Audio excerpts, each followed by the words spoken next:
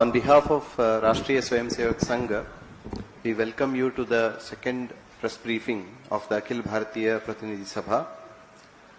We have with us Shri Arun Kumar ji, Senior Sangha Pracharak. He's a Pracharak since 1983. He has held various responsibilities in different capacities, and since 2021 he is serving as Akhila Bharata Saha Sarkaryavaha, that is Joint General Secretary of RSS. We also have with us Shri Sunil Ambekar ji. He is currently serving as Akhila Bharata Prachar Pramukh. We also have few other senior Karyakartas to my right. We have Shri Narendra Kumar ji. He is serving as Akhila Bharata Saha Prachar Pramukh. Shri Pradeep Joshi ji, Akhila Bharata Saha Prachar Pramukh, Shri Ayush ji, Kshetra Prachar Pramukh, and Shri Arun Kumar ji, Karnataka Uttara and Dakshina, both Pranta Prachar Pramukh. I request Arun Kumar ji second. Arun Kumar ji. Request Arun Kumar ji to address the press briefing. तो अखिल भारतीय प्रतिनिधि सभा के कार्यवाही के दूसरे दिन की briefing के लिए आप सबका हार्दिक स्वागत है.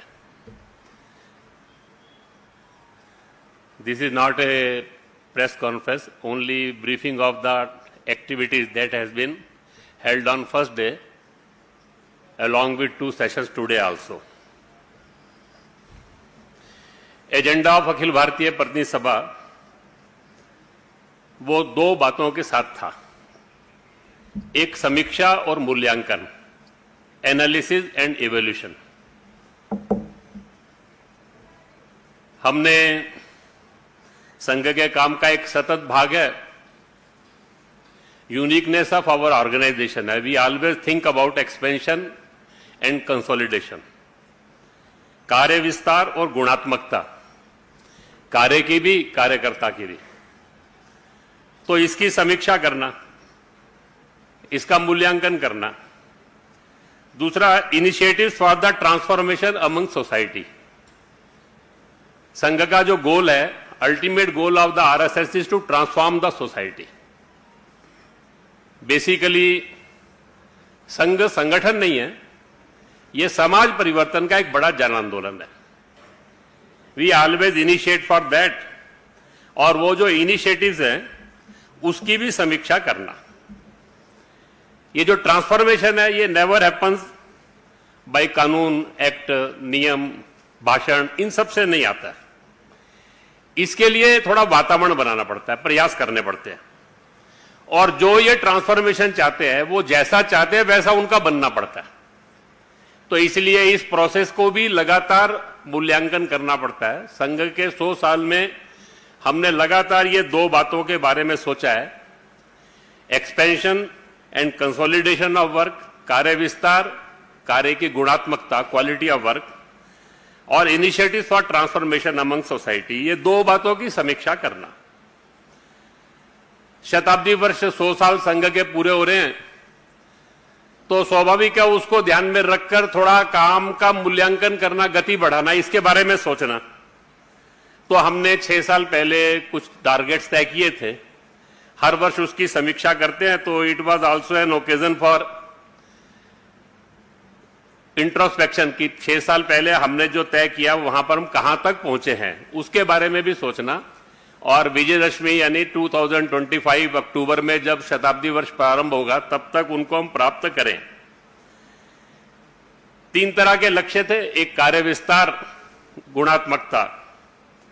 दूसरा, सुप्त शक्ति जागरण. हमारा हर स्वयंसेवक that should become an active worker, वो सक्रिय कार्यकर्ता बनना चाहिए. कल मुकुंद जी ने बताया 1 करोड़ स्वयंसेवक हैं, 50-60 लाख लोग हमेशा काम में जुड़े रहते हैं. 6-7 लाख लोग, 8 लाख के लगभग कार्यकर्ता ऐसे हैं जो कुछ रिस्पॉन्सिबिलिटी लेकर भी काम करते हैं.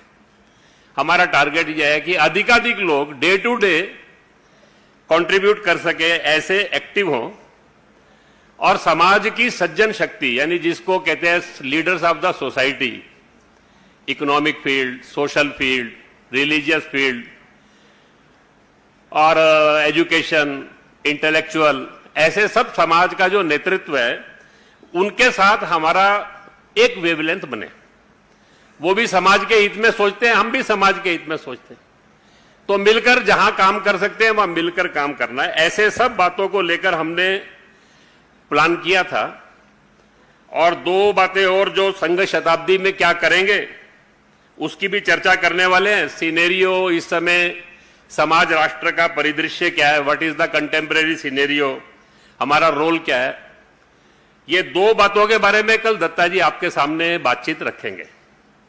संघ शताब्दी की करणीय बातों के बारे में भी और कंटेम्परेरी सिनेरियो में what is our role, how we think, how we want act, ये सब बातों के बारे में, थोड़ा पॉलिसी के विषय, ये सब कल वो रखेंगे।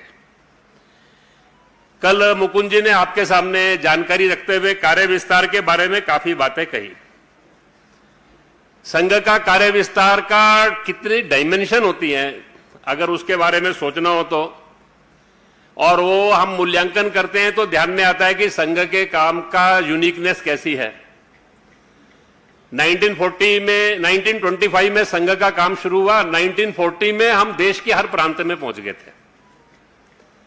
1972 में हर जिले में पहुंचे हम। 96 के अंदर हम हर ब्लॉक और नगर में पहुंचे। मैं जब हर कहता हूं तो लगभग एक 85-90% हो गया, यानी वो 100% की ओर बढ़ रहे हैं हम। उसके बाद हमने अपना टारगेट मंडल और बस्ती रखा, तो that is a geographical target. 10,000 population के ऊपर हमने 1,03,000 यूनिट्स बनाए, जो उसके बारे में कल उन्होंने आपको बताया भी। लेकिन इसके साथ साथ ये तो राष्ट्रव्यापी, समाजव्यापी हो गया। Ultimately we have to become a movement of 100%, और इसीलिए हम कहते हैं सर्वस्पर्शी सर्वव्यापी। तो एक एक जगह विचार करना शुरू करते हैं। तो कॉलेज स्टूडेंट्स में हमारा काम है। हमें थोड़े समय पहले ध्यान में आया कि प्रीमियर इंस्टीट्यूशन में जैसा काम चाहिए वो नहीं है, तो हमने उस पर फोकस करना शुरू किया। एम्स हैं, रिसर्च के इंस्टीट्यूट्स हैं, IITs हैं। देश में 2009 प्रीमियर इंस्टीट्यूट्स हैं। एक 10 साल के लगातार प्रयास से आज हम 134 में हमारा रेगुलर काम शुरू हो गया है। आने वाले समय के अंदर ऑल 2,209 इंस्टीट्यूट्स में आना जाना प्रारंभ हो गया, लेकिन अपना काम ये प्रारंभ हो सके। अलग अलग समाज के वर्गों में कैसा काम होता है, तो उड़ीसा में एक कोरापुट विभाग है, total tribal area, 100% Koraput, Bolangir, वहां पर सब मंडलों में अपना काम है। 1031 शाखा है, और जब वहां पर जो कार्यकर्ता है, नगर, खंड, जिला, विभाग, प्रांत, सब वो जनजाति क्षेत्र के ही कार्यकर्ता है। अभी अरुणाचल प्रदेश जैसे में विधिवत संघ का काम 1990 में ही शुरू हुआ, लेकिन अभी 274 शाखा मिलन मंडली है। In every district of Arunachal Pradesh हमारा संघ का काम प्रारंभ हो गया। ये सब जब बातें चलती है तो सुनने में आसान लगता है, लेकिन ऐसे सारे डिस्टेंट एरियाज में, डिस्टिंक्ट एरियाज में वहां के सब चैलेंजेस को पार करके कार्यकर्ता जाए। कुछ जगह तो पहुंचने में ही 5 दिन 7 दिन लगते हैं। तो सामान्य कार्यकर्ता सब, हमारे यहां कोई पेड कार्यकर्ता नहीं है, सब वॉलंटरी काम करते हैं। हर वर्ष हम आह्वान करते हैं अपने स्वयंसेवकों को 7 दिन, 15 दिन, 20 दिन, 25 दिन एक्सपेंशन के लिए दें। तो कम से कम पिछले 1 साल के अंदर 2 लाख कार्यकर्ताओं ने मिनिमम 7 डेज का टाइम फॉर एक्सपेंशन वर्क संघ के लिए कंट्रीब्यूट किया। तो ये अपने सारे संघ के काम का एक डायमेंशन है। मैंने बताया आपको सज्जन शक्ति का संपर्क करना, तो हमने 2 लाख, लगभग 2 लाख पीपल्स जो है उनकी, महिला पुरुष, ऐसी एक लिस्ट बनाई। Those who our society leaders, जिनका एक अपना विशिष्ट स्थान है अपने समाज जीवन के अंदर, वो अपनी एक भूमिका रखते हैं डिस्ट्रिक्ट लेवल पर, स्टेट लेवल पर, नेशनल लेवल पर। हमारा टारगेट था कि उनसे हम कांटेक्ट करेंगे। लगभग 1.5 लाख लोगों को हम कांटेक्ट कर पाए पिछले 1 साल के अंदर, लास्ट 1 ईयर के अंदर। कांटेक्ट करने का मतलब एक बार मिलना नहीं है, 3-4 बार मिलना, उनको किसी बैठक में बुलाना, छोटी छोटी मीटिंग्स में बुलाना, 10-12 लोगों की हम रूम मीटिंग्स करते हैं। ऐसे 8-8, 10-10 लोगों से वो संघ के बारे में क्या सोचते हैं, उनके कुछ सजेशंस हैं, सोसाइटी के बारे में क्या सोचते हैं। तो 5000 रूम मीटिंग्स भी की हमने इनके साथ, 50,000 लोग उसमें रूम मीटिंग्स में भी आए। तो ऐसा सारा एक समाज का, जिसको हम सोसाइटी लीडर, सज्जन शक्ति बोलते हैं, उनको एक्टिवेट करने का भी काम चल रहा है। पिछले साल हमने प्रस्ताव पारित किया था लोक माता अहिल्या देवी होलकर का त्रिशती समारोह, 300 ईयर्स उनके जो है शासन के हुए थे। तो वो एक अपने आप में यूनिक आइकॉन है। हर दृष्टि से वो आज के समय के अंदर जो है समाज जीवन के अंदर एक महिला की देखने की भारत की दृष्टि और हमारा नेतृत्व की कल्पना क्या है, उस सारे नाते उनका एक अपना स्थान है। उसके लिए सारे देश में प्रोग्राम किए गए। अभी जितनी जानकारी आई सारे उसमें से एट 22,000 प्लेसेस प्रोग्राम हुए उनके, और 28 लाख लोग महिला पुरुष सब मिलकर उसके अंदर पार्टिसिपेट हुए। हमने टारगेट किया था सारे उसमें से, सारे देश के अंदर समाज के प्रोमिनेंट लोगों के, यंग पर्सन्स के, ऐसे सब लोगों के कार्यक्रम करेंगे। तो पिछले वर्ष हमने प्रस्ताव पारित करके एक साल भर उनको मनाने का तय किया था। तो इतने प्रोग्राम पिछले वर्ष में हुए। समाज जीवन के अंदर सामाजिक भूमिका में महिला का रोल बढ़ना चाहिए। तो इस दृष्टि से हमने सोसाइटी में जो ऐसी एक्टिव महिलाएं हैं, वो हमारी ऑर्गेनाइजेशन की भी हो सकती है, सामान्य समाज में एनजीओ बनाकर, बाकी सब बनाकर, इंटेलेक्चुअल ये सब भी हो सकती है। ऐसे सबकी लिए हमने एक 1 डे 3-4 सेशन के महिला समन्वय के नाम से महिला सम्मेलन किए थे। स्थानीय संस्था बनाकर ऐसी leadership summit of the women, among women, ऐसे सारे जो समिट किए।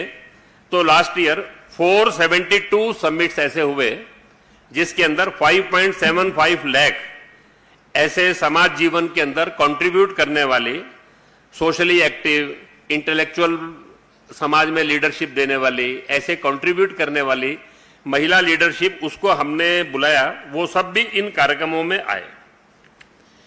बहुत सारी बातें बताने की है, लेकिन समाज जीवन के अंदर कहीं भी कोई प्रॉब्लम देखना तो उसके बारे में सॉल्यूशन सोचना शुरू करना। केवल ज्ञापन देना, सरकार को सुझाव देना, ये हमारा सोचने का ढंग नहीं है। संघ का सोचने का ढंग यूनिक है कि समाज की शक्ति के आधार के ऊपर समाज के सब प्रश्नों का समाधान करना। केवल एक छोटा सा एग्जांपल दूंगा। मध्य प्रदेश के अंदर झाबुआ डिस्ट्रिक्ट है। उस झाबुआ डिस्ट्रिक्ट के अंदर वहां पर समाज के अंदर संपर्क करने के लिए निकले तो अचानक एक जगह ध्यान में आया। फिर वो एक केस ध्यान में नहीं आया, गांव में 4-5 आए। फिर थोड़ा और ज्यादा ध्यान आना शुरू हुए तो वहां ऐसे बच्चे हैं जिनके हाथ पैर जुड़े हुए, अंग जुड़े हुए, और उसके कारण से वो सामान्य जीवन नहीं जी सकते। वो एक अलग प्रकार का। तो थोड़ा चिंतन प्रारंभ हुआ, थोड़ा इंदौर के अंदर बातचीत प्रारंभ हुई। उसके डॉक्टर से चर्चा शुरू। उन्होंने कहा आजकल बहुत अच्छे मेडिकल फैसिलिटीज है, ऑपरेट किया जाए तो ये सब लोग नॉर्मल लाइफ भी जी सकते हैं, अन्यथा उसके कारण से वो एक अलग प्रकार की डिसेबिलिटी है। तो ऐसे सब लोगों को ढूंढकर उनको और सर्विसेज प्रदान करना। पिछले 4 साल के अंदर ऐसे 500 चिल्ड्रंस जो हैं, बच्चे जो हैं, उनकी शल्य क्रिया के द्वारा उनको एक समाज जीवन में, एक सामान्य जीवन के नाते वो जी सके।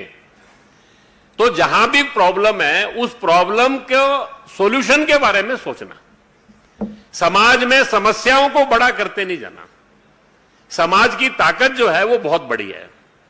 हम जब कहते हैं कि सारे देश के अंदर 100 साल में संघ के काम का विस्तार हुआ है, तो it does not mean the expansion of numerical strength of RSS. हमारा मतलब यह है कि यह समाज की शक्ति का जागरण है। संघ की शक्ति बढ़ना यानी समाज की शक्ति बढ़ना है, और वो समाज की शक्ति बढ़ना यानी समाज जो है, समाज के प्रश्न, समाज की चुनौतियां, समाज के इंटरनल इश्यूज, चैलेंजेस, इन सब को सॉल्व कर सकता है। ऐसा समाज का चित्र खड़ा करना, इस दृष्टि से अपना कल से सारा मूल्यांकन का काम चल रहा है। हर स्टेट के अंदर ऐसे कुछ अच्छे, मैंने तो आपको केवल 1-2 उदाहरण दिए, हर राज्य के अंदर ऐसे कुछ उदाहरण देने वाले कुछ उनकी, क्योंकि कुल मिलाकर 3 दिन की लिमिटेशन ही होती है सब बातों का मूल्यांकन करना। तो एक्सपेंशन के बारे में कैसा सोच रहे हैं, सज्जन शक्ति जागरण के बारे में कैसे सोच रहे हैं, समाज के प्रॉब्लम्स के सॉल्यूशन के बारे में कैसा सोच रहे हैं, ऐसे सब बातों के बारे में कल से अपनी अभी तक की चर्चा चल रही है। जो संगठन है वो भी अपने बारे में, कामों के बारे में ऐसा थोड़ा थोड़ा एक जानकारी देने का, जो उनकी विशेष बातें होती है वो सब होती है, उसकी जानकारी देते हैं। अभी करणीय बातों की चर्चा प्रारंभ हुई है नेक्स्ट ईयर के लिए, वो शाम को कल सुबह तक फाइनल होगा। कल दोपहर को ही आपकी प्रेस कॉन्फ्रेंस में दत्ता जी आने वाले शताब्दी वर्ष में हम क्या करेंगे और कुल मिलाकर कंटेम्परेरी सिनेरियो में संघ कैसे सोचता है, इन सब के बारे में वो कल आपके सामने रखेंगे। एक प्रस्ताव हमने पारित किया है, उसको बारे में थोड़ी जानकारी देकर मैं अपनी ब्रीफिंग पूरा करूंगा सारे में। बांग्लादेश की जो परिस्थिति है, तो एक call to stand in solidarity with Hindu society of Bangladesh. हमने जो बांग्लादेश के अंदर जो है हिंदू और माइनॉरिटी कम्युनिटीज जो है, उनका जो ह्यूमन राइट वायलेशन हो रहा है और कंटिन्यूअस वायलेंस, इनजस्टिस, ऑपरेशन, ये जो हिंदू समाज सहित all the minorities of Bangladesh, उनके साथ जो हो रहा है, उसको लेकर हमने एक चिंता व्यक्त किया है। सीरियस कंसर्न हमने अपना और प्रस्तुत किया है। ये जो सारा है, ये इसको एक पॉलिटिक्स नहीं मानना चाहिए, केवल रिजाइम चेंज हो गया, सत्ता परिवर्तन हो गया, उसके कारण से ऐसा नहीं है। इसके पीछे रिलीजियस एंगल भी है, क्योंकि मेजोरिटी ऑफ टारगेट जो है और कंटिन्यूअस टारगेट जो है, they are becoming Hindu and other minority communities. और ये इसलिए भी है कि ये परसिक्यूशन ऑफ हिंदू और माइनॉरिटी कम्युनिटी ये कोई नया नहीं है। 1951 के अंदर 22% पॉपुलेशन थी बांग्लादेश के अंदर हिंदू समाज की, अभी वो 7.95% है। तो हमको ध्यान में आ सकता है कि ये हिंदू समाज के वहां एग्जिस्टेंशियल क्राइसिस का इशू है। और इस बार जो हिंसा हो रही है, उसमें ऐसा ध्यान में आ रहा है कि उसके पीछे गवर्नमेंट और इंस्टीट्यूशनल सपोर्ट भी है, और ये एक चिंता की बात है। और वहां जो लोग भी इस सारी हिंसा में है, वो इसको केवल एंटी हिंदू नहीं, एंटी भारत भी बनाने की कोशिश कर रहे हैं। अनेक लीडर्स के स्टेटमेंट भी ऐसे ही सब आ रहे हैं। इसी सारे प्रस्ताव के अंदर एक हमने चिंता व्यक्त की कि इंटरनेशनल जो फोर्सेस हैं, उनका जो रोल है, और खासकर केवल बांग्लादेश नहीं, ये जो अपना भारत है, इस भारत और पड़ोसी देश, ये केवल देशों का समूह नहीं है, हमारी हजारों साल की एक यात्रा है, वो हमारी कॉमन जर्नी है। हम जब कहते हैं तो वो कॉमन जर्नी के अंदर हमारा एक शेयर्ड कल्चर है, हमारी शेयर्ड हिस्ट्री है, और हमारे जो शेयर्ड जो है वो हमारे ट्रेडिशंस भी है, बहुत सारी बातें हमारी समान है। तो ऐसा लगता है कि एक मिसट्रस्ट और डिस्ट्रस्ट भारत और इन सारे पड़ोसी देशों के बीच में खड़ा करने का प्रयास भी किया जा रहा है। उसके अंदर दुनिया की बहुत सारी शक्तियां उसमें भूमिका अदा कर रही हैं। हमने Pakistan, deep state in America, उस सब के बारे में भी इसमें थोड़ा हमने इंगित किया है सारे उसमें से अपने प्रोसेस प्रस्ताव के अंदर। लेकिन इस बार एक चिंता विषय उसमें यह भी है कि ये जो सारा हुआ, तो पहली बार वहां के हिंदू समाज ने लोकतांत्रिक ढंग से वहां पर एक कलेक्टिव डेमोक्रेटिक और पीसफुल वे में अपनी बात को असर्ट करने की भी कोशिश की है, और अपनी आवाज को बुलंद किया। उसको दुनिया ने रेखांकित भी किया है, दुनिया ने उसको सुना भी है, और उस कारण से भारत दुनिया के बाकी देशों के अंदर, दुनिया के अंतर्राष्ट्रीय नेतृत्व, देश, हिंदू समाज अन्य देशों में जो रहता है, वो सब लोग भी उनके समर्थन में आए हैं। उन्होंने भी देश भर के अंदर सब मिलाकर, भारत सरकार ने भी इस सारे विषय को लेकर वहां की जो बांग्लादेश की इंटरिम गवर्नमेंट है उनके साथ, और ग्लोबल प्लेटफॉर्म्स के थ्रू प्रेशर बनाना, ये सब के लिए भी प्रयास किया है। और हमने इस बात का आह्वान भी किया है भारत सरकार से, अंतर्राष्ट्रीय फोरम, यूएन और बाकी सारे ऐसे जो हैं विश्व के अन्य देश और दुनिया के अंदर जो हिंदू समाज है, उन सब लोगों से हमने एक आह्वान भी किया है कि वहां के हिंदू समाज की डिग्निटी, वहां के हिंदू समाज की सुरक्षा, वहां की माइनॉरिटीज की डिग्निटी, सुरक्षा, इन सबको सुनिश्चित करने के लिए वो हर संभव प्रयास करें। इस सारी दृष्टि से हमने एक call to stand in solidarity with Hindu society of Bangladesh के हिंदू समाज के साथ और वहां के अन्य अल्पसंख्यक समुदायों का जो मानवाधिकार हनन, हिंसा, ये जो सब विषय वहां हुए हैं और उनका एक एग्जिस्टेंशियल क्राइसिस का जो इशू आकर खड़ा हुआ है, और इस सारी स्थिति के अंदर जो इंटरनेशनल फोर्सेस पीछे अपनी भूमिका अदा कर रही हैं, इन सब के प्रति देश को, समाज को अवेयर भी रहना, जागरूक भी रहना, और ये वहां के हिंदू समाज की सुरक्षा और वहां के हिंदू समाज का सम्मान, ये सब गरिमा जो है ये सुनिश्चित हो, इस सारी दृष्टि से, और वहां उसके लिए अंतर्राष्ट्रीय फोरम, भारत सरकार, हिंदू समाज सब मिलकर प्रयास करें, ऐसा एक प्रस्ताव बांग्लादेश की आज की हिंदू समाज की जो परिस्थिति है, माइनॉरिटीज की जो परिस्थिति है, उसको लेकर हमने एक सीमित विषय के ऊपर प्रस्ताव पारित किया है। मैंने आपके सामने अपनी जो इस अखिल भारतीय प्रतिनिधि सभा की जो कल से आज तक की सारी कार्रवाई हुई है, उसके कुछ बातें जानकारी के तौर पर आपको रखी हैं। अच्छा यही है कि जो मैंने बताया उसके ऊपर आप पूछे, नहीं तो आपका अपना एजेंडा है, वो एजेंडा कल करेंगे तो ज्यादा अच्छा होगा।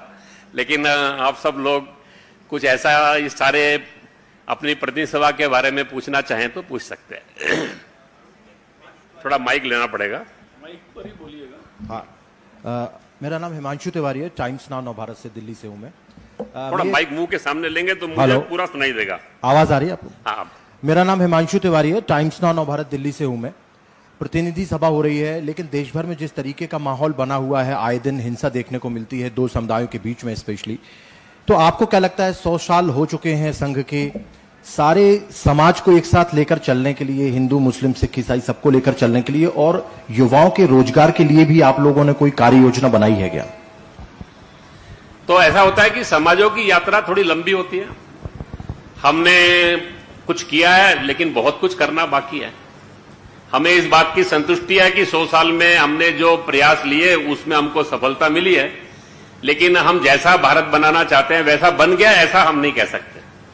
तो उसके लिए प्रयासों की मात्रा बढ़ानी है, और ये करना है तो केवल अकेला संघ नहीं कर सकता। इसके लिए मैंने पहले ही कहा कि संघ समाज की सज्जन शक्ति, सबको एक साथ आना है। तो 1947 में हम आजाद हुए, हमारे सब प्रश्नों का समाधान नहीं हुआ, हम इंटीग्रेट नहीं हो गए थे, प्रोसेस ऑफ इंटीग्रेशन उसके बाद शुरू हुआ है। तो कॉन्टिन्यूअस वी आर इवॉल्विंग। तो मुझे लगता है कि we are in right direction. हमको लेकर हमको लगता है जिस रास्ते पर हम चल रहे हैं we are in right direction, लेकिन बहुत करना बाकी है, ये हम समझते हैं। सर मैं आमोद हूं TV9 भारत। थोड़ा खड़े होकर बोलेंगे और माइक मुंह के सामने लीजिए, मुझे थोड़ा। सर मैं आमोद हूं TV9 भारतवर्ष से। एक जो ज्वलंत विषय आज की तारीख में हम लोग दक्षिण भारत में बैठक कर रहे हैं, और एक जो ज्वलंत मुद्दा यहाँ चल रहा है परिसीमन का, परिसीमन को लेकर बहुत यहाँ उथापतल मचा है। आज यहाँ पे 6 राज्यों के बड़े लोग जो CM हैं, पार्टी अध्यक्ष हैं, वो जुटे हैं। तो इसको लेकर कंफ्यूजन क्यों हो रहा है, क्या दिक्कत है, असल मुद्दा क्या है? मुझे लगता है कल मुकुंद जी ने आंसर दिया है, उसके बाद दोबारा पूछने की आवश्यकता तो नहीं पड़नी चाहिए। फिर मैं आज दूंगा तो कल आप दत्ता जी से दोबारा पूछेंगे। सब मिलाकर जो उन्होंने कहा, परिसीमन ये भारत की एक संवैधानिक प्रक्रिया, लोकतांत्रिक प्रक्रिया के अंदर चुनाव होता है, चुनावों के लिए परिसीमन होता है। परिसीमन के लिए एक एक्ट बनता है। तो 2002 के अंदर डिलिमिटेशन एक्ट बना, उसके अंतर्गत परिसीमन हुआ। उससे पहले 1972 में एक्ट बना, उसमें परिसीमन हुआ। अभी जब परिसीमन होगा, उसका एक्ट बनेगा, उस समय डिस्कशन करने की आवश्यकता है, उसमें आप क्या चाहते हैं। और पिछली बार ये सारे विषयों को एड्रेस करने के लिए फ्रीजिंग ऑफ पार्लियामेंट्री सीट्स ये हो गया था उस समय। तो उस समय फ्रीज हो गया, इशू तो क्लोज हो चुका है। अभी दोबारा इसको खड़ा तो तब करेंगे कि जब नया एक्ट बनेगा, और उस एक्ट बनते समय अगर सरकार कहे कि नहीं वी आर ओपनिंग दैट, तो मुझे लगता है कि अनावश्यक आशंकाएं खड़ी करना, अविश्वास खड़े करना, इससे बचना चाहिए। समाज जीवन के अंदर, सारे देश के अंदर एक दूसरे के प्रति विश्वास, समाज जीवन के अंदर सबको साथ लेकर चलने का भाव, ये लोकतंत्र का मूल होता है। तो थोड़ा उसके बारे में सोचना चाहिए। बाकी लोकतांत्रिक प्रक्रिया है, जिस समय ये विषय आएगा उस समय इसका डिस्कशन होगा प्रारंभ। अभी तो सेंसस भी नहीं हुआ, डिलिमिटेशन का चर्चा भी नहीं हुई, डिलिमिटेशन एक्ट भी नहीं आया। ये 2002 के एक्ट पर होगा तो उसमें फ्रीजिंग हो चुका है। अगर कोई नया बनेगा तो उसके बारे में डिस्कशन भी अभी शुरू नहीं हुआ। मुझे लगता है कि इसको लेकर जो चर्चा कर रहे हैं, थोड़ा उनको भी इंट्रोस्पेक्शन करना चाहिए कि ये उनका पॉलिटिकल एजेंडा है या वो वास्तव में अपने क्षेत्र के हित के बारे में सोच रहे हैं। ये दोनों के बारे में उनको भी विचार करके आप उनसे पूछिए कि क्या डिलिमिटेशन प्रोसेस शुरू हो गया क्या। आप ये सारी बातें कर रहे हैं तो आपको बात करते समय उनसे भी पूछ लीजिए थोड़ा।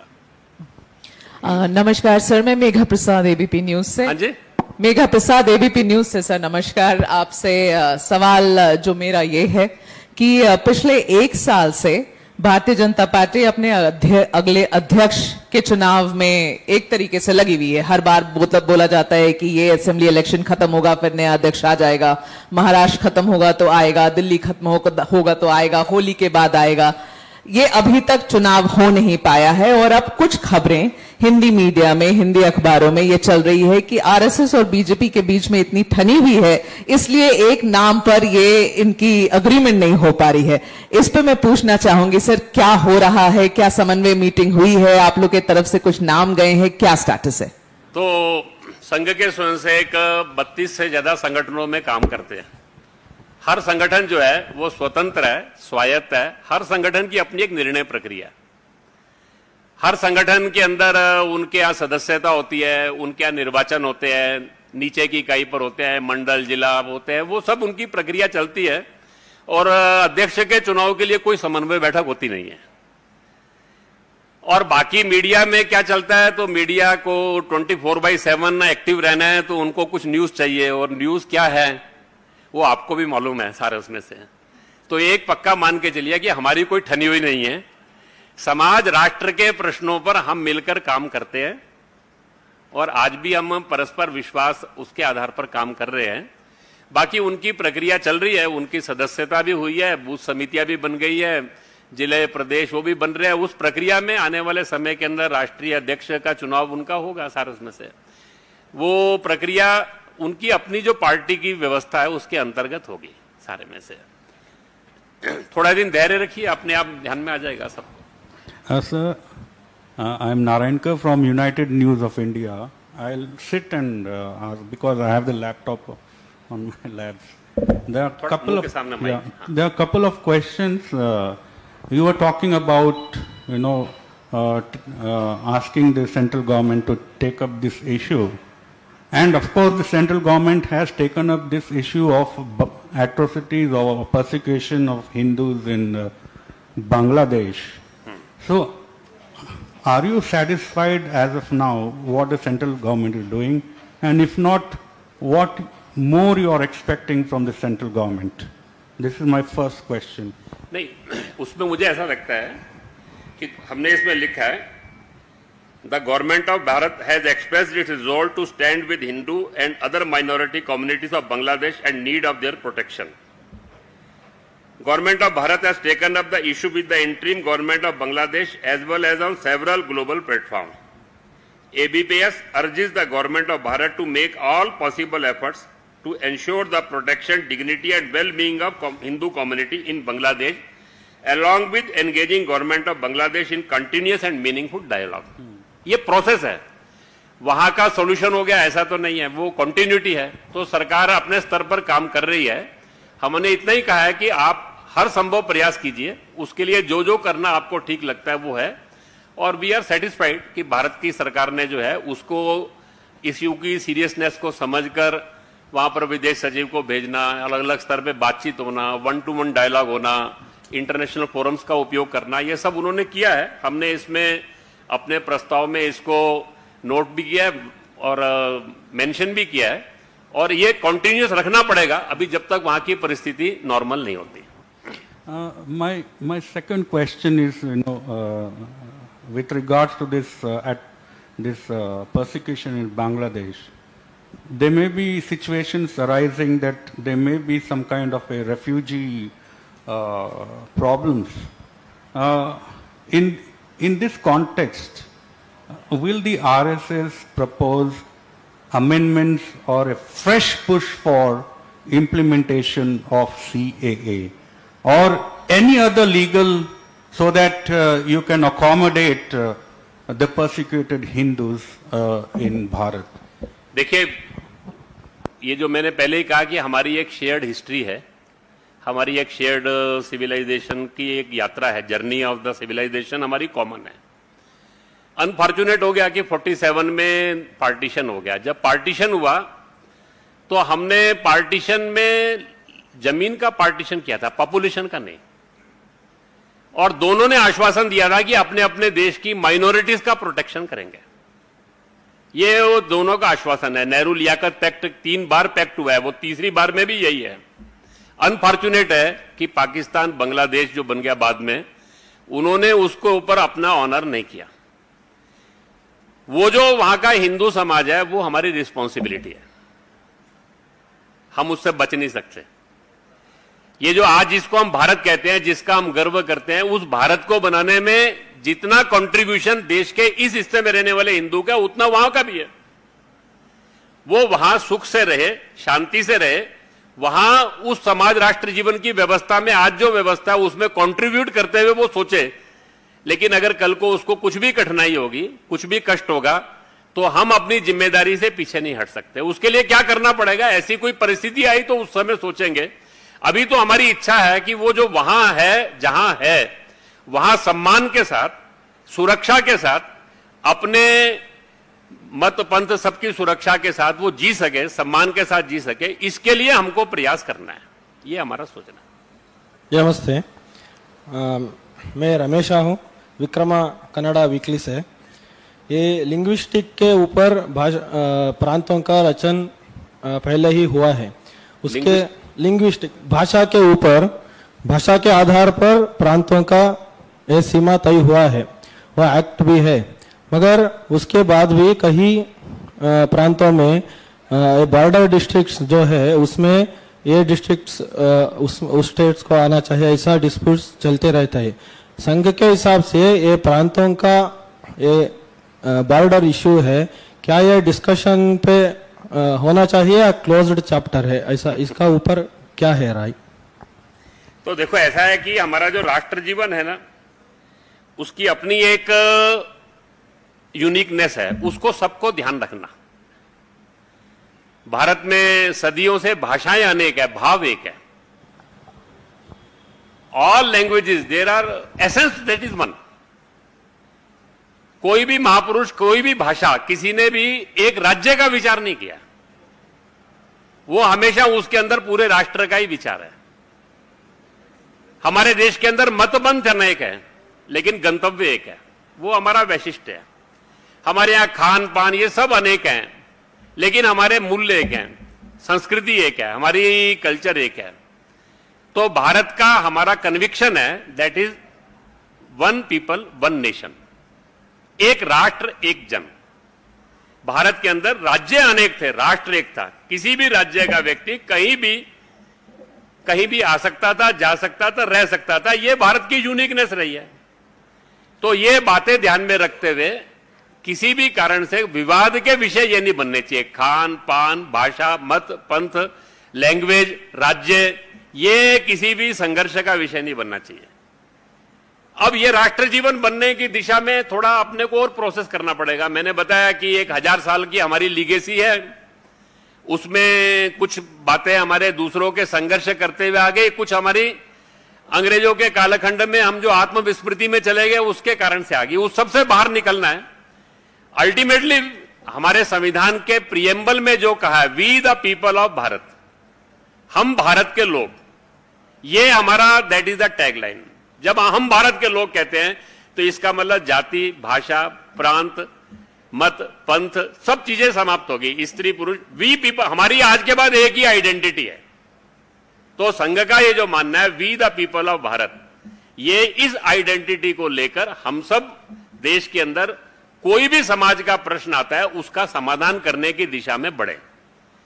ऐसा सारे देश के अंदर हमने एक व्यवस्था को स्वीकार किया। कोई भी व्यवस्था अपने आप में परफेक्ट नहीं होती, उसमें कुछ ना कुछ बातें रहती है। अब हमने एक व्यवस्था बनाई है, उसमें राज्य है, उसके अंदर राष्ट्र है, उसके अंदर हमने डिस्ट्रिक्ट्स है, उस डिस्ट्रिक्ट के अंदर ब्लॉक्स है, गांव में पंचायत है, ये एक व्यवस्था बनाई है।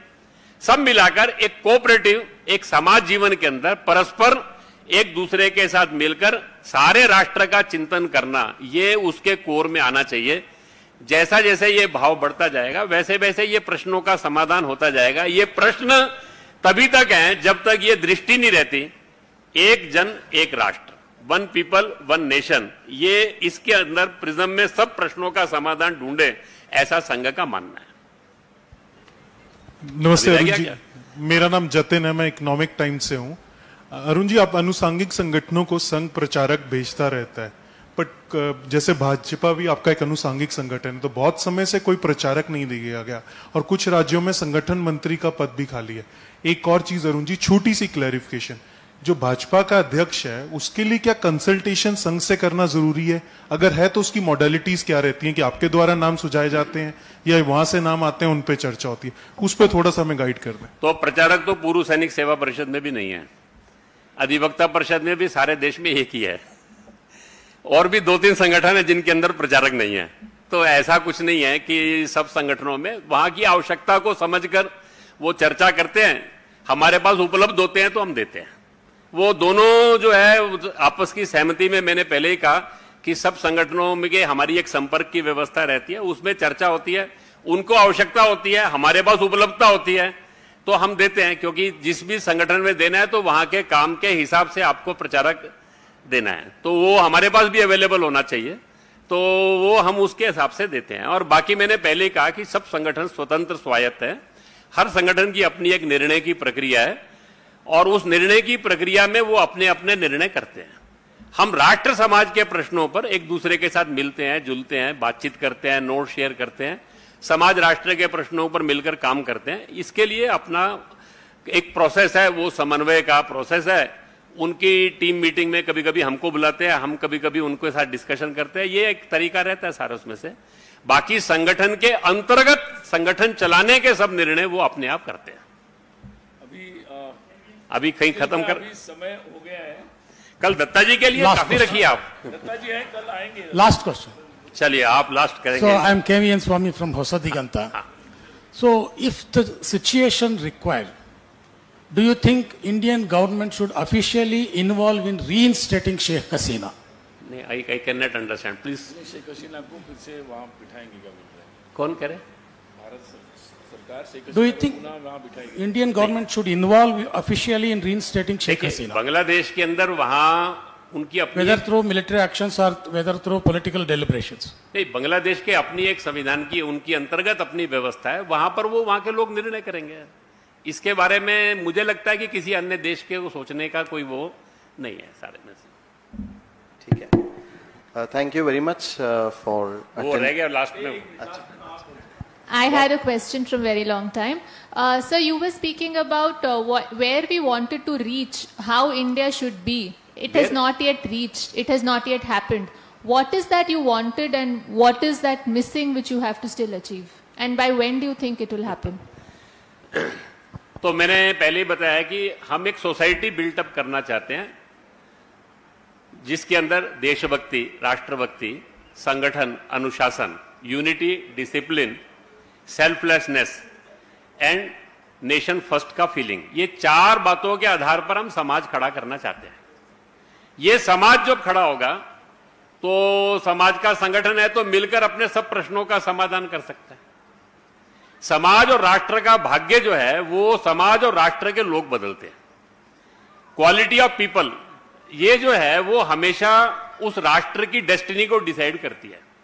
हमारा एक पहले से थिंकिंग है, हमारे संघ के जो फाउंडर थे वो कहा करते थे, some great people does not make a nation great, great man of a nation always make their nation great. जिस देश के लोग महान होते हैं वो राष्ट्र महान बनता है। तो हमारा जो काम है वो यही है। हम संघ को में के बारे में कैसा सोचते हैं, तो जैसा हम समाज बनाना चाहते हैं वैसा हम संघ बना रहे हैं।